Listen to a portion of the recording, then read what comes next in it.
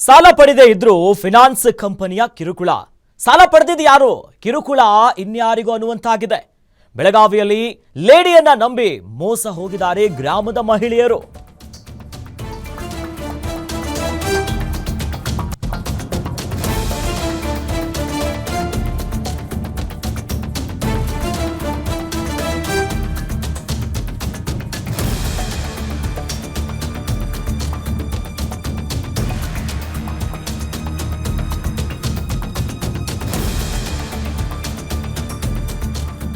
ಸಾಲ ಪಡೆದಿದ್ದು ಯಾರು, ಆದ್ರೆ ಇಲ್ಲಿ ಕಿರುಕುಳ ಇನ್ಯಾರಿಗೂ ಕೊಡಲಾಗ್ತಿದೆ.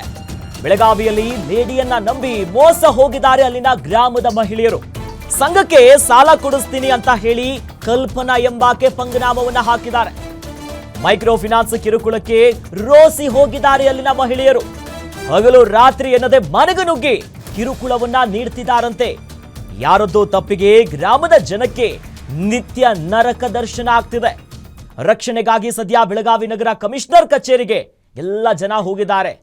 ಗೋಜಗ ಗ್ರಾಮಸ್ಥರಿಂದ ಸದ್ಯ ಪೊಲೀಸ್ ಆಯುಕ್ತರಿಗೆ ಮನವಿ ಮಾಡಲಾಗ್ತಿದೆ. ದೃಶ್ಯದಲ್ಲಿ ಗಮನಿಸ್ತಾ ಇದ್ದೀವಿ, ಮಹಿಳೆಯನ್ನ ನಂಬಿ ಮೋಸ ಹೋಗಿ ತಮ್ಮ ಅಳಲನ್ನ ತೋಡ್ಕೊಂತಿದ್ದಾರೆ. ಅದೊಂದು ಲೋಗೋ ತೋಲ ಅಲ್ಲೇ ಐತೋಣ.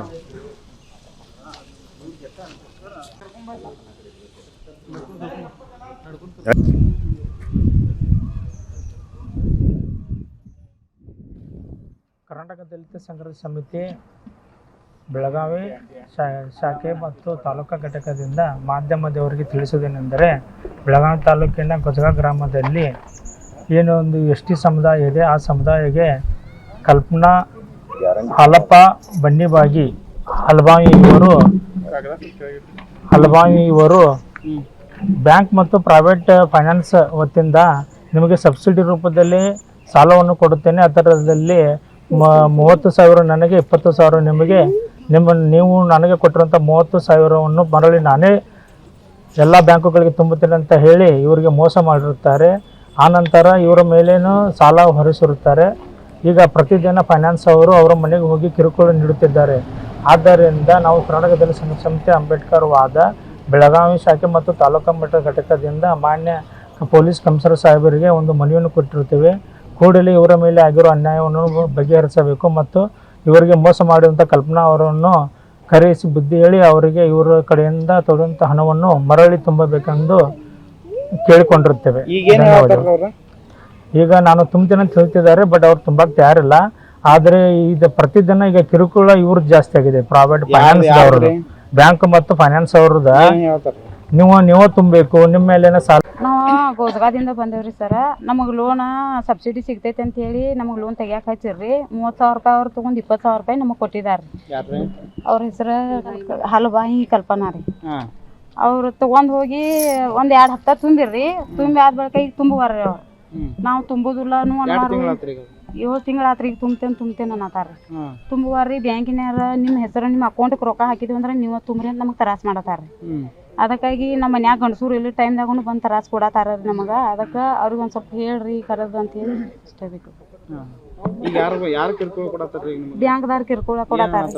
ನಿಮ್ಮ ಹೆಸರು ಮ್ಯಾಗ ರೊಕ್ಕ ಕೊಟ್ಟಿದ್ದೆವು ಲೋನ್ ಅಂದ್ರೆ ನೀವೇ ತುಂಬ್ರಿ ಅಂತ ಅನ್ನತಾರ್ರಿ. ಅದಕ್ಕೆ ನಮ್ಮನ್ನ ಮನ್ಯಾಗ ದುಡ್ಡು ತಿನ್ನಾಕ ಕೊಡ್ವಾರ್ರಿ. ರಾತ್ರಿನೂ ಬರ್ತಾರ, ಹಗಲಿನೂ ಬರ್ತಾರ್ರಿ. ಅದ್ರ ಸಂಬಂಧಾಗಿ ಸ್ವಲ್ಪ ಅವ್ರಿಗೆ ಕರೆದ ಕಲ್ಪನಾ ಹಲಬಾಯಿ ಅವ್ರು ಇಷ್ಟು ದಿವಸ 7 ತಿಂಗಳ ತುಂಬ್ತೇನೆ ಅಂದ್ರಿ. ಫೋನೂರು ಇಶ್ಯೂ ಮಾಡುವಾರು, ಏನು ಬಂದು ಭೇಟಿ ಆಗುವಾರ, ರೊಕ್ಕನ ತುಂಬುವಾರ್ರಿ. ಅವ್ರ 50,000 ರೂಪಾಯಿ ಕೊಟ್ಟಿದಾರ್ರಿ. ಒಬ್ಬೊಬ್ರು 4-5 ಸಂಘ 30 ಮಂದಿ ಅದೇವ್ರಿ ಸರ್. ನಾವು ಗೋಜಗಾದಿಂದ ಬಂದೇವ್ರಿ ಸರ. ನಮಗೆ ಲೋನ್ ಸಬ್ಸಿಡಿ ಸಿಗ್ತೈತೆ ಅಂತ ಹೇಳಿ ನಮಗೆ ಲೋನ್ ತೆಗಿಯಕ್ಕೆ ಹಚ್ಚಿರ್ರಿ. 30,000 ರೂಪಾಯಿ ಅವ್ರು ತೊಗೊಂಡು 20,000 ರೂಪಾಯಿ ನಮಗೆ ಕೊಟ್ಟಿದ್ದಾರೆ. ಅವ್ರ ಹೆಸರು ಹಲಬಾಯಿ ಕಲ್ಪನಾ ರೀ. ಅವ್ರು ತೊಗೊಂಡು ಹೋಗಿ 1-2 ಹಪ್ತ ತುಂಬಿರ್ರಿ. ತುಂಬಿ ಆದ ಬಳಿಕ ಈಗ ತುಂಬುವಾರ್ರಿ ಅವ್ರು. ನಾವು ತುಂಬುದಿಲ್ಲ 7 ತಿಂಗಳಾತ್ರಿ ಈಗ ತುಂಬ್ತೇನೆ ಅನ್ನತಾರ್ರಿ. ತುಂಬುವಾರ್ರಿ ಬ್ಯಾಂಕಿನಾರ ನಿಮ್ಮ ಹೆಸರು ನಿಮ್ಮ ಅಕೌಂಟ್ಗೆ ರೊಕ್ಕ ಹಾಕಿದ್ವಿ ಅಂದ್ರೆ ನೀವು ತುಂಬ್ರಿ ಅಂತ ನಮಗೆ ತರಾಸ್ ಮಾಡತ್ತಾರ್ರಿ. ಅದಕ್ಕಾಗಿ ನಮ್ಮ ಮನ್ಯಾಗ ಗಂಡಸೂರು ಇಲ್ಲಿ ಟೈಮ್ದಾಗೂ ಬಂದು ತರಾಸ್ ಕೊಡತ್ತಾರ ನಮಗೆ. ಅದಕ್ಕೆ ಅವ್ರಿಗೆ ಒಂದು ಸ್ವಲ್ಪ ಎಸ್ ಈ ಬಗ್ಗೆ ಹೆಚ್ಚಿನ ಡೀಟೇಲ್ಸ್ ನೀಡ್ತಾರೆ ನಮ್ಮ ಬೆಳಗಾವಿಯ ಪ್ರತಿನಿಧಿ ರಾಜೇಶ್. ರಾಜ್ಯದಲ್ಲಿ ಮೈಕ್ರೋ ಫಿನಾನ್ಸ್ ಸಿಬ್ಬಂದಿಯ ಕಿರುಕುಳ ಏನು ಹೊಸದಲ್ಲ, ದೊಡ್ಡ ದೊಡ್ಡ ಕಾಯ್ದೆ ಕೂಡ ಬಂತು. ಬಟ್ ಅದಾದ್ಮೇಲೆ ಇಲ್ಲಿ ಸಾಲ ಪಡೆದಿದ್ಯಾರೋ ಕಿರುಕುಳ ಇನ್ಯಾರಿಗೂ ಅಂತಲ್ಲ, ಯಾವ ರೀತಿಯಾಗಿ ಮಹಿಳೆಯರಿಗೆ ಮೋಸ ಮಾಡಲಾಗಿದೆ, ಸದ್ಯ ಏನು ಕ್ರಮ ತೆಗೆದುಕೊಂಡಿದ್ದಾರೆ ರಾಜೇಶ್? ಎಸ್ ಅಖಿಲೇಶ್ ಅಂತಂದ್ರೆ ಏನು ಫೈನಾನ್ಸ್ ಕಿರುಕುಳಕ್ಕೆ ಸಂಬಂಧಪಟ್ಟಂತೆ ಸುಗ್ರೀವಾಜ್ಞೆ ಕೂಡ ಸಿದ್ದರಾಮಯ್ಯನವರು ಹೊರಡಿಸಿದ್ರು ಅಂತ ಹೇಳ್ಬೋದು. ಸಿಎಂ ಮಾತಿಗೂ ಕಿಮ್ಮತ್ತು ಕೊಡದಂತ ಫೈನಾನ್ಸ್ಗಳು ಈಗ ಏನು ಗಂಡಂದ್ರು ಹೊರಗಡೆ ಹೋದಂತ ಸಂದರ್ಭದಲ್ಲಿ ಪತ್ನಿಯರಿಗೆ ಕಾಟ ಕೊಡಲಿಕ್ಕೆ ಮುಂದಾಗಿದ್ದಾರೆ ಅಂತ ಹೇಳ್ಬೋದು. ಏನು ಈಗ ಗೊಜಗ ಗ್ರಾಮದಲ್ಲಿ ಏನು ಸಾಕಷ್ಟು ಏನು ಮಹಿಳಾ ಸಂಘಗಳು ಇದಾವೆ. ಈ ಸಂಘಗಳಲ್ಲಿ ಏನಂತಂದ್ರೆ ಏನ್ ಸಬ್ಸಿಡಿ ಆಸೆಗೆ ಪಾಪ ಅವರು ಎಂತಂದ್ರೆ ಫೈನಾನ್ಸ್ ದಿಂದ ಹಣವನ್ನ ಪಡೆದಿರ್ತಾರೆ, ವಾಪಸ್ಸು ತುಂಬುವಂತ ಸಂದರ್ಭದಲ್ಲಿ ಈಗ ಸದ್ಯ ಸಾಕಷ್ಟು ಕಿರುಕುಳ ಕೂಡ ಆರೋಪ ಕೂಡ ಈಗ ಸದ್ಯ ಕೇಳಿಬಂದ ಅಂತ ಹೇಳ್ಬೋದು. ಬೆಳಗಾವಿ ತಾಲೂಕಿನ ಹಾಲಬಾವಿ ಗ್ರಾಮದ ಕಲ್ಪನಾ ಬನ್ನಿಬಾಗಿ ಅಂತ ಮಹಿಳೆ ಏನ್ ಮಾಡ್ತಾಳೆ ಅಂದ್ರೆ ಈ ಸ್ವಸಹಾಯ ಸಂಘದಿಂದ ಏನು ಸಬ್ಸಿಡಿ ರೂಪದಲ್ಲಿ ಏನು ಫೈನಾನ್ಸ್ ಇಂದ ಹಣವನ್ನ ನೀಡಿರ್ತಾರೆ. ನಂತರ ಆ ಸಬ್ಸಿಡಿ ಹಣವನ್ನ ಮೇಲೆ ತುಂಬಲಿಕ್ಕೆ ಆಗಲಂತ ಸಂದರ್ಭದಲ್ಲಿ ಆ ಹಣವನ್ನ ನಾನು ತುಂಬುತ್ತೇನೆ, ನೀವು ಸಾಲವನ್ನು ತೆಗೆದುಕೊಂಡೆ ಅಂತೇಳಿ ಅವರು ಆಧಾರ್ ಕಾರ್ಡು ಏನು ಪ್ಯಾನ್ ಕಾರ್ಡು ಈ ತರ ದಾಖಲಾತಿಗಳನ್ನ ಪಡೆದುಕೊಂಡು ಅಲ್ಲಿಂದ ಹಣವನ್ನ ಪಡೆದುಕೊಂಡಿರ್ತಾರೆ. ಹೀಗಾಗಿ ಆ ಹಣವನ್ನು ಕೂಡ ತುಂಬಿರೋದಿಲ್ಲ. ಹೀಗಾಗಿ ಈಗ ದಾಖಲಾತಿ ಯಾರು ನೀಡಿರ್ತಾರೆ ಅವರ ಮನೆಗೆ ಬಾಗಿಲಿಗೆ ಫೈನಾನ್ಸ್ ಏನು ಸಿಬ್ಬಂದಿಗಳು ಹೋಗಿ ಕಿರುಕುಳ ನೀಡುವಂತ ಕೆಲಸವನ್ನ ಮಾಡಿದ್ದಾರೆ. ಹೀಗಾಗಿ ಈಗಾಗಲೇ ಆ ಮಹಿಳೆ ವಿರುದ್ಧ ಕಾಕತಿ ಪೊಲೀಸ್ ಠಾಣೆಯಲ್ಲಿ ದೂರು ಕೂಡ ದಾಖಲಾಯಿತು. ದೂರ ತಂತ ಸಂದರ್ಭದಲ್ಲಿ ಕೂಡ ಬಂದು ಅಂತಂದ್ರೆ ಒಂದು ಸ್ಟೇಟ್ಮೆಂಟ್ ಕೂಡ ಕೊಟ್ಟು ಹೋಗಿದ್ರು. ಇಲ್ಲ, ನಾನು ಆ ಹಣವನ್ನ ತುಂಬ್ತೀನಿ, ನನಗೆ ಕಾವಲಾವಕಾಶ ಕೊಡಿ ಅನ್ನೋ ನಿಟ್ಟಿನಲ್ಲಿ ಎಲ್ಲಾ ಮಹಿಳೆಯರನ್ನ ಮನವೊಲಿಕೆ ಮಾಡುವಂತ ಕೆಲಸವನ್ನ ಮಾಡಿ ಹೋಗಿದ್ರು. ಆದ್ರೆ ಕಳೆದ ಈಗ 8-9 ತಿಂಗಳಿಂದ ಮಹಿಳೆ ಯಾವುದೇ ರೀತಿಯ ಫೈನಾನ್ಸ್ಗೆ ಹಣವನ್ನ ತುಂಬೋದಕ್ಕೆ ಕಾರಣ ಈಗ ಯಾರು ದಾಖಲಾತಿಗಳನ್ನ ಕೊಟ್ಟಿರ್ತಾರೆ ಅವರಿಗೆ ಈಗ ಬಂದು ಫೈನಾನ್ಸ್ ಏನು ಸಿಬ್ಬಂದಿಗಳು ಕಾಟ ಕೊಡುವಂತ ಕೆಲಸ ಮಾಡ್ತಿದ್ದಾರೆ. ಹೀಗಾಗಿ ಗೊಜಗಾ ಗ್ರಾಮದ ಸಾಕಷ್ಟು ಮಹಿಳೆಯರು ಏನು ಕಮಿಷನರ್ ಅವರಿಗೆ ಭೇಟಿಯಾಗಿ ತಮ್ಮ ಅಳಲನ್ನ ತೊಳ್ಕೊಂಡಿದ್ದಾರೆ. ಈ ತರ ಆದ್ರೆ ನಮಗೆ ಬಹಳ ತೊಂದರೆ ಆಗುತ್ತೆ, ನಮ್ಮ ಮನೆಯವರು ಹೊರಗಡೆ ಹೋದಂತ ಸಂದರ್ಭದಲ್ಲಿ ಅದು ಏನು ಸಿಬ್ಬಂದಿಗಳು ಬಂದು ನಮಗೆ ಕಾಟ ಕೊಡುವಂತ ಕೆಲಸ ಮಾಡ್ತಾ ಇದ್ದಾರೆ. ಆ ಮಹಿಳೆ ವಿರುದ್ಧ ಸೂಕ್ತ ಕ್ರಮ ಕೈಗೊಳ್ಳಬೇಕು, ಏನು ಫೈನಾನ್ಸ್ಗೆ ಕಟ್ಟಬೇಕಾದ ಹಣವನ್ನ ವಾಪಸ್ ಆ ಮಹಿಳೆಯಿಂದ ಕಟ್ಟಿಸಬೇಕು ಅನ್ನೋ ನಿಟ್ಟಿನಲ್ಲಿ ಆಗ್ರಹವನ್ನ ಮಾಡಿದ್ದಾರೆ ಅಂತಾನೆ ಹೇಳ್ಬೋದು ಅಖಿಲೇಶ್. ಜೊತೆಲಿ ಈಗ ಮೋಸ ಮಾಡಿರುವಂತ ಮಹಿಳೆ ಕಲ್ಪನಾ ಎಲ್ಲಿ ಹೋಗಿದ್ದಾರೆ, ಕಾಣಿಸ್ತಾ ಇಲ್ವಾ? ಈಗ ಕಳೆದ 7-8 ತಿಂಗಳಿಂದ ಅಖಿಲೇಶ್ ಏನಂತಂದ್ರೆ ಆಕೆ ವಿರುದ್ಧ ಒಂದು FIR ಕೂಡ ದಾಖಲಾಗಿರುತ್ತೆ. ದಾಖಲಾಂತ ಸಂದರ್ಭದಲ್ಲಿ ಆಕೆನ ವಶಕ್ಕೆ ಪಡೆದು ವಿಚಾರಣೆ ಮಾಡಿ ನಂತರ ಏನಂತಂದ್ರೆ ಅವಳು ಬೇಲ್ ಮೇಲೆ ಹೊರಗಡೆ ಬಂದಿದ್ದಾಳೆ. ಆದ್ರೆ ತದನಂತರ ಆಕೆಯನ್ನ ಮಹಿಳೆಯರು ಕೂಡ ವಿಚಾರಣೆ ಅಂದ್ರೆ ಆಕೆನ ವಶಕ್ಕೆ ತಗೊಂಡು ಅಂದ್ರೆ ಹಣವನ್ನ ಮೇಲೆ ಏನು ಸಬ್ಸಿಡಿ ಕೊಡುವ ನಿಟ್ಟಿನಲ್ಲಿ ಹಣವನ್ನ ಪಡೆದಿರ್ತಾಳೆ. ಆ ಹಣವನ್ನ ಏನು ತುಂಬತೇನೆ ಒಂದು ಮಾತನ್ನ ನೀಡಿರ್ತಾರೆ. ಆ ಮಾತನ್ನ ಕೊಟ್ಟು 7 ತಿಂಗಳಾದ್ರೂ ಕೂಡ ಅವಳು ತುಂಬದ ಹಿನ್ನೆಲೆಯಲ್ಲಿ ಈಗ ಮತ್ತೆ ಏನು ಕಮಿಷನರ್ ಮೊರೆಯನ್ನ ಮಹಿಳೆಯರು ಹೋಗಿದ್ದಾರೆ ಅಂತಾನೆ ಹೇಳ್ಬೋದು ಅಖಿಲೇಶ್. ಎಸ್, ಧನ್ಯವಾದಗಳು ರಾಜೇಶ್ ತಮ್ಮೆಲ್ಲ ಮಾಹಿತಿಗೆ. ಎಸ್, ಒಟ್ಟಿನಲ್ಲಿ ಈಗ ಪಾಪ ಮಹಿಳೆಯರಿಗೆ ಸಮಸ್ಯೆ ಆಗಿದೆ. ಒಟ್ಟಿನಲ್ಲಿ ಅಗತ್ಯ ಕ್ರಮವನ್ನು ಕೈಗೊಂಡು ಏನು ಹಿಂಸೆ ಕೊಡಲಾಗ್ತಿದೆ, ಹಗಲು ರಾತ್ರಿ ಅಂತ ನೋಡದೆ ಮನೆಗೆ ಬಂದು ಮೈಕ್ರೋ ಫಿನಾನ್ಸ್ ಸಿಬ್ಬಂದಿ ಕಿರುಕುಳಕ್ಕೆ ಒಂದು ಬ್ರೇಕ್ ಬೀಳಬೇಕು. ಈ ನಿಟ್ಟಿನಲ್ಲಿ ಅಗತ್ಯ ಕ್ರಮವನ್ನು ಅತಿ ಶೀಘ್ರದಲ್ಲೇ ಆ ಕಲ್ಪನಾ ಅನ್ನುವಂಥ ಮಹಿಳೆ ಯಾರಿದ್ದಾರೆ, ಏನು ಆಗ್ತಾ ಇದೆ ಅನ್ನುವಂಥ ಕ್ರಮಕ್ಕೆ ಜೊತೆಲಿ ಅಲ್ಲಿನ ಸ್ಥಳೀಯ ಜನಪ್ರತಿನಿಧಿಗಳು ಕೂಡ ಸಾಥ್ ಕೊಡಬೇಕು. ಯಾಕಂದರೆ ಇಡೀ ಗ್ರಾಮದ ಮಹಿಳೆಯರಿಗೆ ಈ ರೀತಿಯಾಗಿ ಮೋಸ ಮಾಡಿದ್ದಾರೆ. ಈಗ ಅಳಲನ್ನು ತೋಡ್ಕೊಳ್ಳೋದಾಗಿ ಒಂದು ಕಡೆ ಪಾಪ ಕಣ್ಣೀರಿಡ್ತಿದ್ದಾರೆ ಮಹಿಳೆಯರು. ಮನೇಲಿ ಯಾರೇ ಇಲ್ದಿರುವಂಥ ಹೊತ್ತಿನಲ್ಲಿ ಮೈಕ್ರೋ ಫಿನಾನ್ಸ್ ಸಿಬ್ಬಂದಿ ಬರ್ತಾರೆ. ಈಗಾಗಲೇ ಸುಗ್ರೀವಾಜ್ಞೆ ಇದೆ, ಯಾವ ರೀತಿಯಾಗಿ ನಡ್ಕೋಬೇಕು, ಬೆಳಗ್ಗೆ ಇಂತಿಷ್ಟ ಸಮಯದಿಂದ ಇಂತಿಷ್ಟೊಳಗೆ ಮಾತ್ರ ಅವ್ರು ಬರಬೇಕು, ಕೇಳಬೇಕು. ಬಟ್ ಇಲ್ಲಿ ಯಾರದ್ದೋ ಸಾಲ ಇನ್ಯಾರದ್ದೋ ವರ್ಷದಲ್ಲಿ ಅವ್ಯವಸ್ಥೆಯ ಆಗಿರುವಾಗಿ ಮಹಿಳೆಯರು ರಸ್ತೆಗೆ ಬಂದು ಮತ್ತೆ ಮೈಕ್ರೋ ಫಿನಾನ್ಸ್ ಸಿಬ್ಬಂದಿಯ ಕಿರುಕುಳಕ್ಕೆ ಕಣ್ಣೀರು ಹಾಕೋದಂತೂ ರಾಜ್ಯದಲ್ಲಿ ಬ್ರೇಕ್ ಬಿದ್ದಿಲ್ಲ. ಈ ನಿಟ್ಟಿನಲ್ಲಿ ಅಗತ್ಯ ಕ್ರಮವನ್ನು ಅತಿ ಶೀಘ್ರವೇ ಯಾರ್ಯಾರು ಟಾರ್ಚರ್ ಕೊಡ್ತಿದ್ದಾರೆ, ಸಾಲ ಮರುಪಾವತಿ ಮಾಡುವಂತೆ ಹಿಂಸೆ ಕೊಡ್ತಿದ್ದಾರೆ, ಇವೆಲ್ಲದಕ್ಕೂ ಕೂಡ ಬ್ರೇಕ್ ಹಾಕಬೇಕು.